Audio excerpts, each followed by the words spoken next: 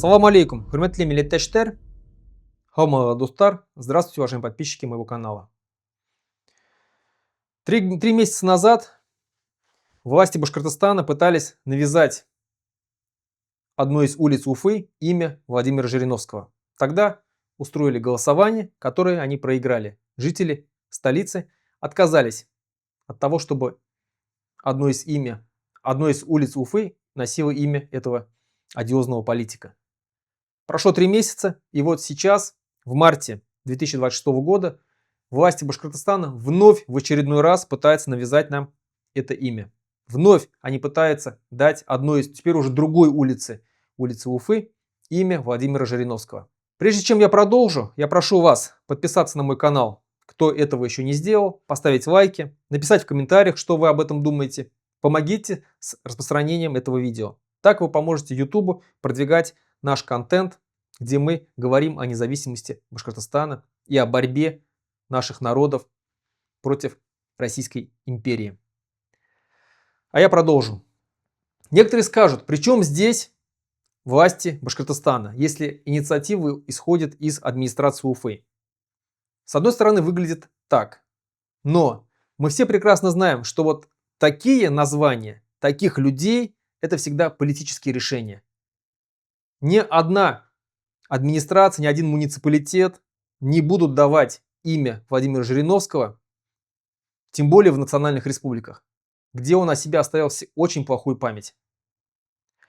Что хорошего или что полезного сделал Жириновский для Республики Башкортостан?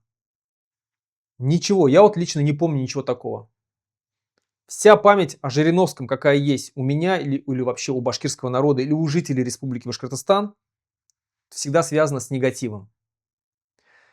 В 90-х годах Владимир Жириновский создал партию ЛДПР, которая была откровенно нацистская, с откровенно нацистской риторикой. Он всегда пытался защищать только русский народ, пытался всегда оскорблять и унижать все другие народы Российской Федерации.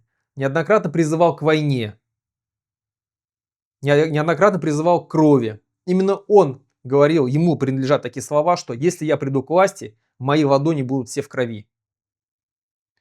А конкретно, касаясь Республики Башкортостан, в 90-х годах он сказал такую фразу, которую мы помним до сих пор и не забыли в отношении башкир и татар. Он сказал, что надо выселить башкир и татар в Монголию, чтобы они там сдохли от голода и от сифилиса. Конкретно его слова. Он пытался потом отмазываться, говорить, что я такого не говорил. На самом деле говорил, и многие помнят тогда. Этот человек не один раз призывал ликвидировать национальные республики. Конкретно про Башкортостан и про Татарстан он говорил так, что нужно ликвидировать эти национальные республики и переименовать их в Уфимскую и Казанскую губернию. Спрашивается, и вот такому человеку нужно давать название в столице Башкортостана? Хабиров, ты там вообще с ума сошел, что ли? Понятно, что администрация Уфы сама не будет принимать такое решение. Ей спустил это решение Хабиров. А Хабирова спустили из Москвы. Все мы прекрасно помним, как после смерти Жириновского было дано указание, об этом писали в СМИ, указание во всех регионах провести памятные мероприятия в честь великого политика Владимира Жириновского. Прям вот указание такое было. Прямое и твердое. После этого у нас наши башкирские власти начали продвигать имя Жириновского, пытаясь вот навязать нам это имя, пытаясь дать это имя одной из улиц в столице Башкортостана. Первый раз не прошло, вот вторая попытка пошла. И они будут это делать и потом в третий раз, если сейчас не пройдет, потом в четвертый раз. Что хорошего сделал Жириновский для Башкортостана?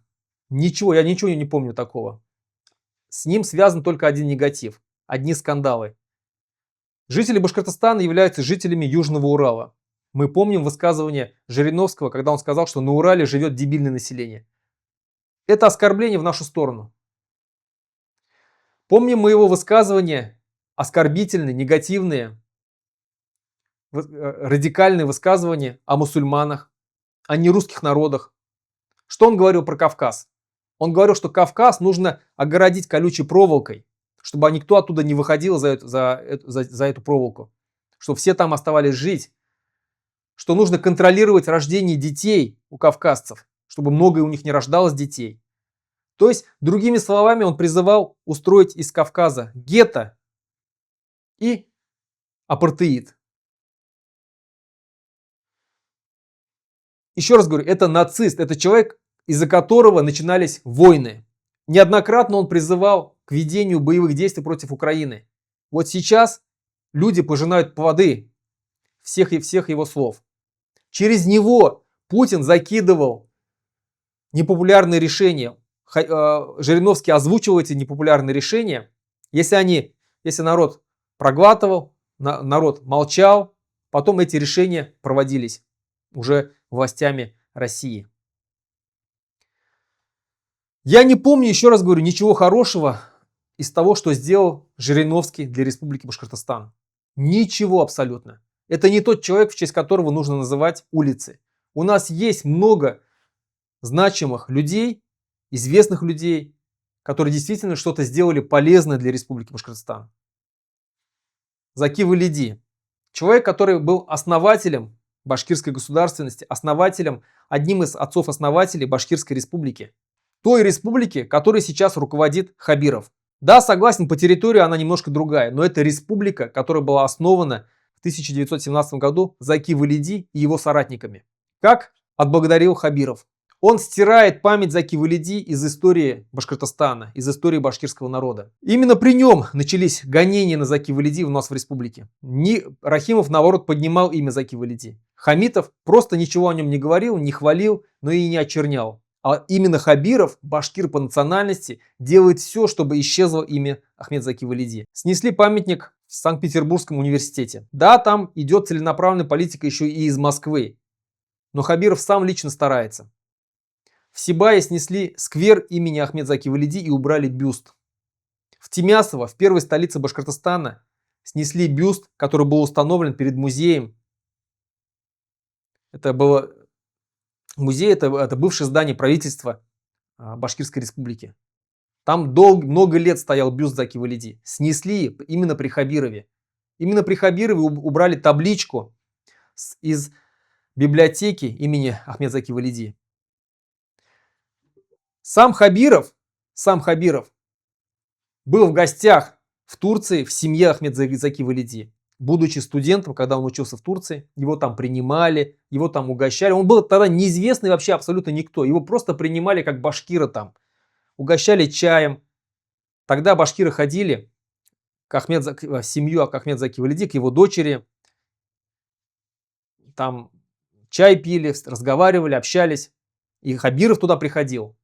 Его туда принимали, есть фотографии. И вот такой вот черной неблагодарностью он сейчас платит. Это негодяй и подлец. Точно такой же, как Жириновский. Недаром Хабиров очень любил Жириновского. Неоднократно его награждал, звал в гости, приезжал к нему, дарил ему там подарки, цветы, что только не делал. Вот, как говорится, рыбак рыбака видит издалека, два сапога пара. Очень похожи по типажу, что тот подлец и негодяй, что этот подлец и негодяй. Хабирову завтра прикажут из Москвы ликвидировать Республику Башкортостан, с удовольствием сделает, глазом не моргнет. Ничего не сделает для того, чтобы защитить статус нашей республики. Наоборот, сделает все, а кто будет недоволен, еще тех посадит или убьет, как он это сделал с баймакскими. Во время баймакских событий мы все помним, что он творил. Поэтому я обращаюсь к жителям Республики Башкортостан, к жителям столицы Республики Башкортостан, Уфы.